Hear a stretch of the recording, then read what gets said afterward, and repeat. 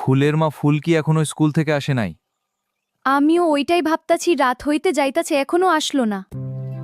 ঠিক আছে, আমি স্কুলে গিয়ে দেখছি। সাবধানে যে, ও অন্ধকার হয়ে আসছে। আমাদের মেয়েটাকে খুঁজে আনো।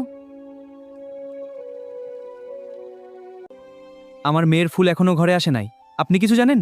আজকে তো ফুল স্কুলে আসে নাই, মনে হয় কোনো বন্ধুর বাসায় আছে। চলুন দেখে আসি। হ্যাঁ চলুন, দেখা যাক। মাস্টার, খুঁজতে খুঁজতে রাত হয়ে গেল, ফুলকে তো এখনো কোথাও পেলাম না। এখন আমি কি করব?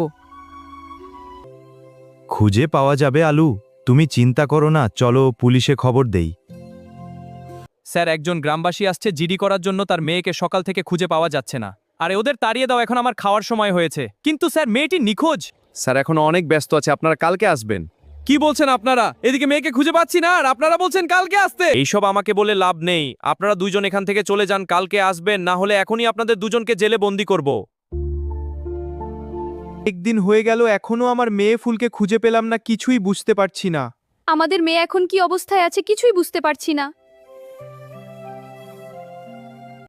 ফুলের বাবা, গ্রামে পুলিশ আসছে, জলদি চলো, নদীর ধারে কিছু একটা পাইছে। কি হয়েছে ফুলের সাথে? পুলিশ কেন জিডি করতে চাইলো না? দেখতে হলে কমেন্টে লেখেন পার্ট 2।